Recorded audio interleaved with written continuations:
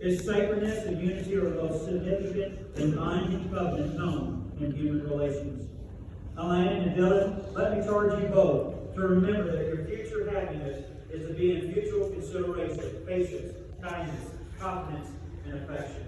It is the duty of each of you to find your greatest joy in the company of the other. To remember that your love pledged today must remain undivided for a lifetime. It is your duty, Dylan, to be to Elena a considerate, tender, faithful, and loving husband. To support, guide, and cherish her in prosperity and trouble. To thoughtfully and carefully enlarge the place she holds in your life. To constantly show to her the tokens of your affection. To shelter her from danger and to love her with an unchangeable love. It is your duty, Elena, to be to Dylan a considerate, tender, faithful, and loving wife. To comfort, guide, and cherish him in prosperity and trouble. To give to him the unfailing evidence of your affection.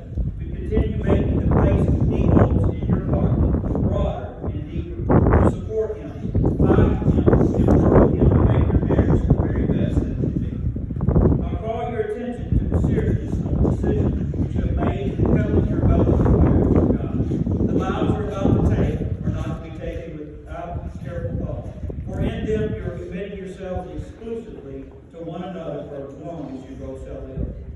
So Dylan, do you take Elena to be your wedded wife, to live together after God's ordinance in the holy estate of matrimony?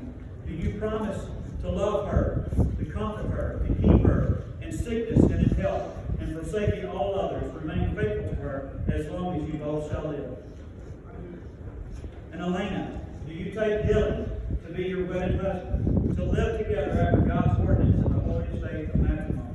Do you promise to love him, comfort him, honor and keep him in sickness and in health, and forsaking all others, remain faithful to him as long as you both shall live? You know, God knew your needs when he brought you together. He knew exactly what you needed to make you complete. And now he wants you to commit yourself to each other as one he has chosen to complete. And to demonstrate this, if you'll walk over there now, we'll do the road ceremony.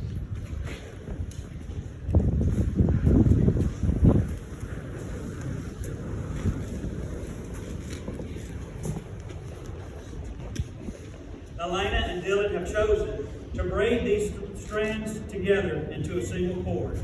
Each strand has a significant meaning. One strand represents God and his majesty. Another strand represents the groom and his life. And the other strand represents the bride and her life.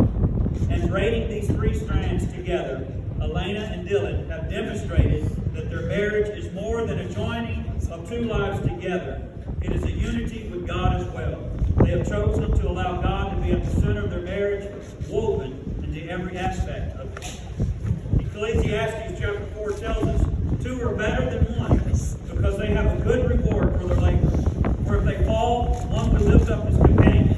But woe to him who is alone when he falls, for he has no one to help him up. Again, if two lie down together, they will keep warm. But how can one be warm alone? Though one may be overpowered by another, two can withstand him. And a threefold cord is not quickly broken.